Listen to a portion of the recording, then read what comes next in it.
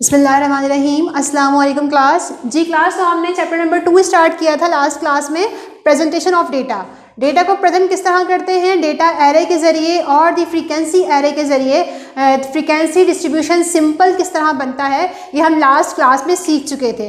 Last class में हम लोगों ने बात की थी अनग्रुप डेटा की। अगर डेटा अनग्रुप है, सिर्फ एक्स गिवन है, ग्रुप नहीं बने हुए, तो उसको किस तरह प्रेजेंट करेंगे, अनऑर्गेनाइज को किस तरह ऑर्गेनाइज करेंगे। आज हम सीखने जा रहे हैं ग्रुप फ्रीक्वेंसी डिस्ट्रीब्यूशन टेबल। यानी सवाल में अगर आपसे वो कहे कि अनग्रुप डेटा आपके पास है, इसको प्रेजेंट कर दीजिए ग्रुप डेटा में, तो आप बनाते हैं group frequency distribution table.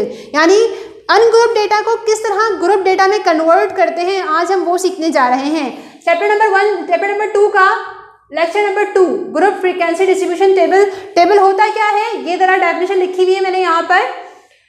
Last class में हमने देखा था सिंपल फ्रीक्वेंसी डिस्ट्रीब्यूशन, यानी सिंपल फ्रीक्वेंसी किस तरह बनता है, ग्रुप नहीं है अनग्रुप है।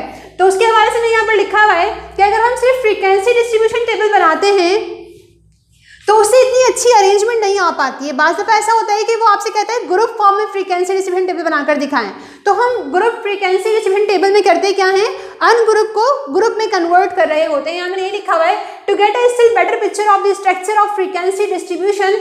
जो लास्ट टाइम बनाया था हमने फ्रीक्वेंसी डिस्ट्रीब्यूशन, इसकी मजीद बेहतर तस्वीर हासिल करने के लिए हम क्या बनाते हैं, ग्रुप फ्रीक्वेंसी डिस्ट्रीब्यूशन टेबल बनाते हैं। किस तरह, we reclassify the data into different classes, और हम डेटा को जो अनग्रुप है उसको क्लासेस में, ग्रुप्स में बना देते हैं। वो ग्रुप्स, वो क्लासेस कराती हैं आपकी class interval as follow. In this way we can get more compact form of large statistical data. अगर मालूमात बहुत लार्ज है आपके पास, तो आप इस ग्रुप टेबल के जरिए, ग्रुप फ्रीक्वेंसी डिस्ट्रीब्यूशन टेबल के जरिए क्या कर सकते हैं, कॉम्पैक्ट वे में मजीद मालूमात हासिल कर सकते हैं। ठीक है, this compact form is called group frequency distribution table. ये जो आप रिक्लासीफाई करके क्लासेस बना के टेबल बना रहे हैं, आपका ये टेबल कहलाता है ग्रुप फ्रीक्वेंसी डिस्ट्रीब्यूशन टेबल। ठीक है जी, अब चलते हैं कि ग्रुप फ्रीक्वेंसी डिस्ट्रीब्यूशन टेबल बनता किस तरह है। Steps of constructing a group frequency distribution. Group frequency distribution table बनाने के लिए हमें करना क्या पड़ता है, हमें इन स्टेप्स को फॉलो करना पड़ता है, कुछ रूल्स को फॉलो करना पड़ता है सीक्वेंस से। सबसे पहले हमें निकालना पड़ता है डिटरमाइन द रेंज। रेंज क्या होता है, ये हम लास्ट क्लास में सीख चुके थे, फिर सुन लीजिए। मैक्सिमम वैल्यू को, बड़ी वैल्यू को माइनस करवाएं मिनिमम छोटी वैल्यू से, तो आती है आपके पास रेंज। सबसे पहले टेबल बनाने के लिए आपको क्या चाहिए, रेंज निकालनी पड़ती है। आगे लिखा हुआ है determine the number of class. उसके बाद आप डिसाइड करते हैं कि नंबर ऑफ क्लास किस तरह बनाएं। हमने स्टार्टिंग में क्या कहा था कि आप क्या बनाते हैं, क्लासेस बना रहे हैं, ग्रुप्स बना रहे हैं इस टेबल में। तो आप सेकंड पॉइंट में डिसाइड करते हैं कि number of groups, number of class कितनी बनानी है। अब देखिए, बाज़ दफ़ा इस सवाल में गिवन होता है सेकंड वाला पॉइंट कि इतने क्लासेस बनाओ, और बाज़ दफ़ा सवाल में गिवन नहीं होता। अगर सवाल में गिवन है, सवाल की वैल्यू को लेकर हम सवाल सॉल्व कर रहे होते हैं, और अगर सवाल में गिवन ना हो तो फिर हम क्या करते हैं, अपनी मर्जी के हिसाब से, अपने डेटा के हिसाब से। अगर डेटा स्मॉल है, मतलब कम नंबर ऑफ वैल्यूज डेटा में गिवन है, तो आप नंबर ऑफ क्लास 5 से लेकर 10 तक रख सकते हैं। और अगर नंबर ऑफ क्लास वैल्यूज जो आपके पास डेटा में है, नंबर ऑफ वैल्यूज ज़्यादा हैं, लार्ज डेटा है, तो फिर आप अपने लिहाज से 10 to 15 तक नंबर ऑफ क्लास यानी नंबर ऑफ ग्रुप्स रख सकते हैं। तो ये आप पर डिपेंड करता है, जब सवाल में गिवन ना हो कि स्मॉल डेटा है तो मैं क्या जो है नंबर ऑफ क्लास लूँ 5 to 10, या फिर लार्ज है तो फिर मैं 10 to 15 तक नंबर ऑफ क्लास बना सकता हूँ अपनी मर्जी से। इसके बाद क्या करना है हमें, अच्छा, बाद में ऐसा होता है नंबर ऑफ क्लास हम निकाल भी सकते हैं, किस फॉर्मूले के जरिए, इस फॉर्मूले के जरिए। Number of class is equals to range divide by height. अच्छा, इस फॉर्मूले के लिए हमें 2 चीज़ें चाहिए, रेंज चाहिए, रेंज तो आप फर्स्ट पॉइंट में निकाल चुके होंगे, और दूसरा हमें चाहिए क्या, हाइट। हाइट बाद दफ़ा सवाल में गिवन होता है, बाद दफ़ा आपको खुद निकालना पड़ता है। तो अगर गिवन होगा तो आप यहाँ पर पुट कर रेंज डिवाइड बाय हाइट के जरिए नंबर ऑफ क्लास निकाल सकते हैं। तो नंबर ऑफ क्लास के बेटा क्लास के जो है वो 3 जो मेथड मैंने आपको बता दिए। क्लास क्या क्या, या तो आप अपनी मर्जी से रखें 5, 10, 15, या फिर सवाल में जो गिवन है उसको फॉलो करें, या फिर नंबर ऑफ क्लास इस फॉर्मूले के जरिए भी आप निकाल सकते हैं। फिर हम जाते हैं अपने थर्ड पॉइंट पर, determine the class width, size, height. एक क्लास में, एक ग्रुप में कितने नंबर्स आएंगे, कितनी वैल्यूज आएंगी, एक ग्रुप स्टार्ट कहाँ से होगा और ख़त्म कहाँ पे होगा, एक ग्रुप में कितने नंबर होंगे, वो साइज कहलाता है या फिर हाइट कहलाता है। इसको आप वेट भी कहते हैं। एक क्लास का वेट भी कहलाता है कि क्लास में कितने वेट है, कितने नंबर ऑफ वैल्यूज हैं। इसको जाहिर करते हैं आप h से, और इसका फॉर्मूला होता है range divide by number of class. Range आप यहाँ निकाल चुके होते हो, नंबर ऑफ क्लास सवाल में गिवन है तो वो रख दो, या फिर अपनी मर्जी से आप इसको 5, 10, 15 जो आप चाहें, जितनी क्लासेस बनानी है आपको वो यहाँ आप रख सकते हैं डेटा के हिसाब से। दोनों वजह रखिए आपने, डिवाइड करवाएंगे तो आपके पास हाइट आ जाएगा कि एक क्लास में कितने नंबर आने हैं। ठीक है जी। इसके बाद क्या करना है हमें, डिटरमाइन स्टार्टिंग पॉइंट। जो ग्रुप्स आप बनाने जा रहे हैं, फर्स्ट वाला ग्रुप आपके स्टार्टिंग पॉइंट क्या होगा। अब यहाँ पर इस वाले पॉइंट में आप ये डिसाइड करते हैं। हम कोशिश करते हैं कि हम मिनिमम वैल्यू, कम से कम वैल्यू से अपना स्टार्टिंग पॉइंट लें। मिनिमम वैल्यू या फिर लेस वैल्यू से हम स्टार्ट करें अपनी क्लास का स्टार्टिंग पॉइंट। इसके बाद हम चलते हैं decide the nature of class. Last class में बताया था आप लोगों को डेटा 2 टाइप के होते हैं, एक होता है डिस्क्रीट और दूसरा होता है कंटिन्यूअस। तो इस वाले पॉइंट में नेचर मतलब कि आपकी क्लास की नौइयत किस किस्म की होगी, ये डिपेंड करता है आपके सवाल पर। अगर सवाल में डिस्क्रीट डेटा है तो फिर आपकी जो क्लासेस बनेंगी वो भी डिस्क्रीट फॉर्म में बनेगी, मतलब होल नंबर में बनेगी, 1 2 3 4 5 6 7 इस तरह। और अगर आपके डेटा जो सवाल में गिवन है वो पॉइंट फॉर्म में है, लाइक कंटिन्यूस है 1.2 1.3 1.4, तो अब जो आप नंबर ऑफ क्लासेस बनाएंगे वो भी 1 पॉइंट में ही बनेगी, मतलब पॉइंट फॉर्म में ही बनेगी, कंटिन्यूस डेटा में ही बनेगी। तो आप यहाँ पर डिसाइड करते हैं डेटा के लिहाज से, सवाल के लिहाज से कि डिस्क्रीट नंबर ऑफ क्लास हो या फिर कंटिन्यूस नंबर ऑफ क्लास हो। ठीक है जी। उसके बाद हम चलते हैं determine the remaining class limit या फिर क्लास बाउंड्रीज, यानी फिर अब तमाम क्लासेस जो आप बनाने हैं कंप्लीट आपको वो किस तरह बनानी है, आप यहाँ पर ये डिसाइड कर लेते हैं। फिर क्लास बाउंड्री क्या है ये हम नेक्स्ट टॉपिक में पढ़ेंगे, अभी इसको स्टार्टिंग नहीं दे रहे हैं, हम क्लास लिमिट तक रखते हैं कि कितनी क्लासेस बनानी है।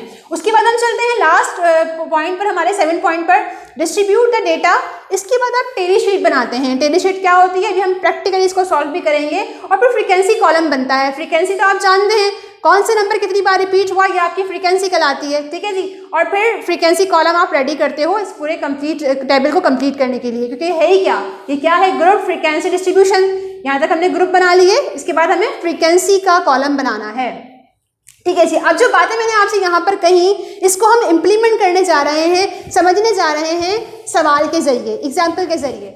एग्जाम्पल क्या है, एग्जाम्पल आपकी बुक में 2.1 पेज नंबर 26 पर प्रेजेंट है। वो डेटा मैंने उठाकर यहाँ पर लिख दिया है। कुछ स्टूडेंट का 65 स्टूडेंट तकरीबन आपके पास हैं जिनका डेटा आपको दिया हुआ है, कुछ मार्क्स वगैरह दिए हुए हैं। कुछ यूँ है, डेटा पूरा कंप्लीट में यहाँ पे कॉपी कर दिया। यहाँ समझ में ना आ रहा हो तो आपकी बुक पर पेज नंबर 26 पर और मैनुअल में भी गिवन होगा, आप वहाँ से देख सकते हैं। ठीक है जी। उसके बाद चलते हैं, हम इसको सॉल्व करने के लिए हमें बनाना है क्या, ग्रुप फ्रीक्वेंसी डिस्ट्रीब्यूशन। ये डेटा जो मालूमात गिवन है आपके पास, एग्जामिनर आपसे कह रहा है या सवाल सॉल्व करने के लिए कह रहा है कि क्या करें, इस अनग्रुप डेटा को कन्वर्ट कर दें ग्रुप डेटा में, इस अनग्रुप डेटा को कन्वर्ट कर दें ग्रुप फ्रीक्वेंसी डिस्ट्रीब्यूशन टेबल में। तो हम क्या करेंगे, हम इन स्टेप्स को फॉलो करेंगे। सबसे पहले हम निकालेंगे range, range maximum minus minimum, वही किया मैंने यहाँ पर। सबसे कम वैल्यू मेरे पास थी 26, उसको मैंने लिख लिया यहाँ पर, और बड़ी वैल्यू हमारे पास 72 है, 72 को मैंने यहाँ पे कॉपी कर लिया। मैक्सिमम वैल्यू 72 माइनस 26, कहाँ से आई 72 की वैल्यू, इस वाले डेटा में आपको गिवन है 72। ठीक है जी। और मैक्सिमम वैल्यू, मिनिमम वैल्यू कहाँ से आई आपके पास, 26 यहाँ से, ये रहा। मैक्सिमम वैल्यू आपके पास 72, मिनिमम वैल्यू आपके पास 26, दोनों को मैंने यहाँ पर कॉपी किया और माइनस करवाया, तो रेंज आपके पास आ गई 46। ये मैंने क्यों निकाली है, क्योंकि कैलकुलेट इसलिए की है ताकि इसकी मदद से मैं नंबर ऑफ क्लास और जो है वो हाइट निकाल सकूँ। दूसरे पॉइंट पर चलते हैं, रेंज तो हमारी आ गई। दूसरा point, determine the number of class.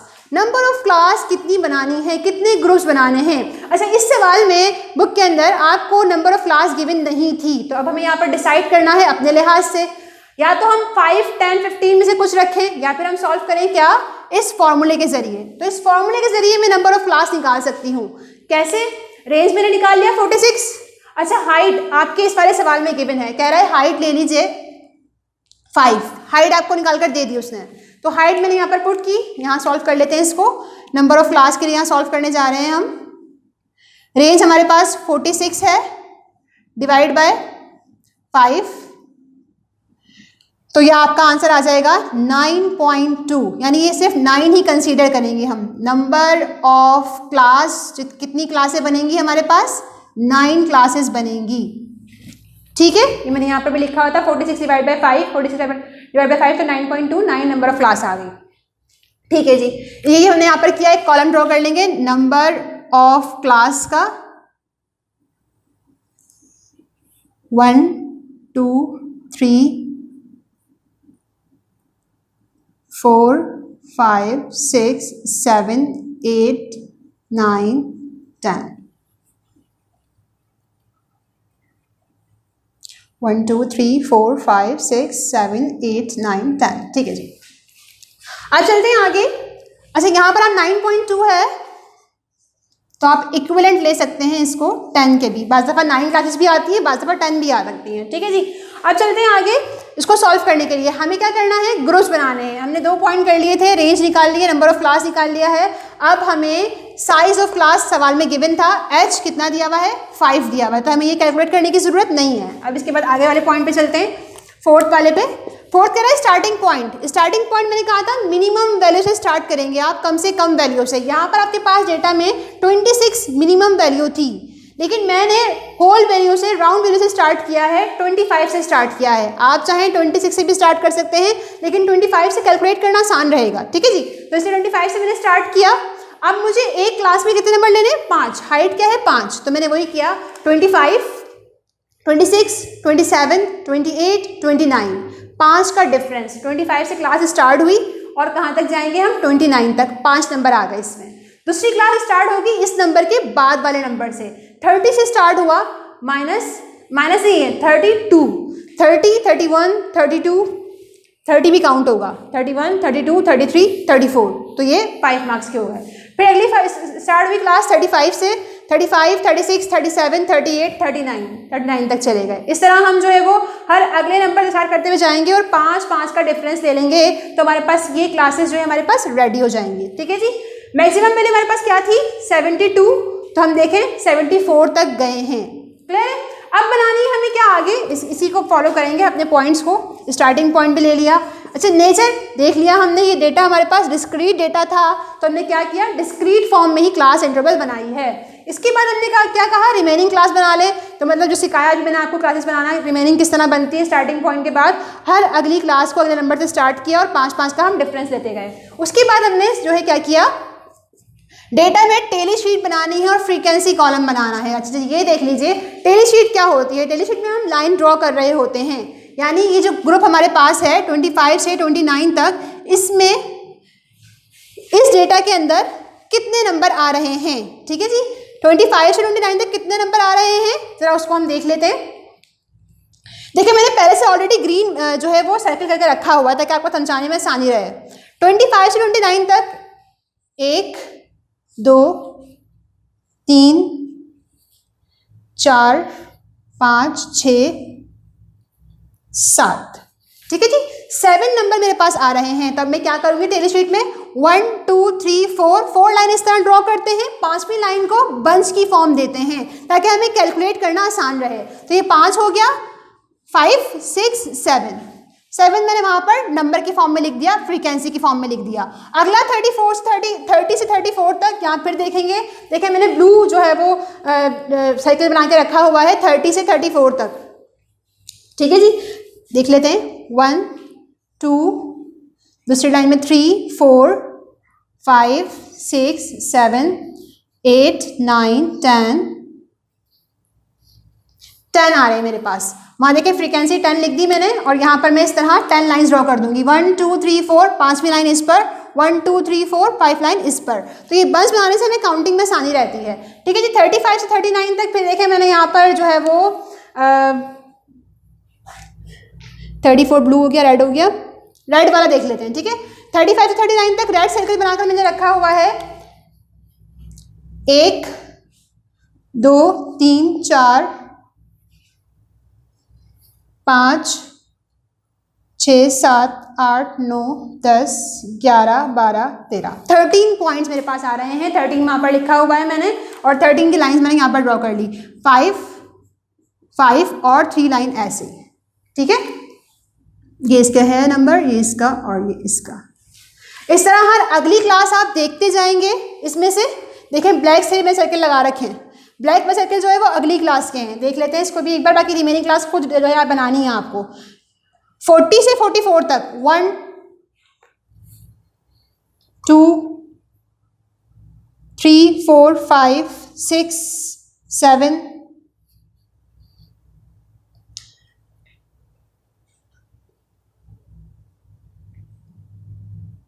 8, ठीक है जी। 8 पॉइंट मेरे पास है, तो 8 देखें 40 से 44 तक 8 पॉइंट आ रहे हैं। 1, 2, 3, 4, 5 का बंच, और ये 3 पॉइंट ऐसे ही आ गए। रिमेनिंग क्लास भी इस तरह ड्रॉ कर लेंगे आप, कंप्लीट जो है वो सॉल्व हो जाएगा, और आपके पास फ्रीक्वेंसी का कॉलम कुछ इस तरह रेडी हो जाएगा। आपकी फ्रीक्वेंसी का सम लाजमी 65 आना चाहिए। रीज़न क्या है? क्योंकि आपके पास 65 नंबर्स गिवन थे आपको डेटा में, ठीक है जी क्लास। तो इसकी प्रैक्टिस कीजिएगा, कोई समझ में चीज़ ना आई हो तो आप पूछ सकते हैं, ठीक है जी।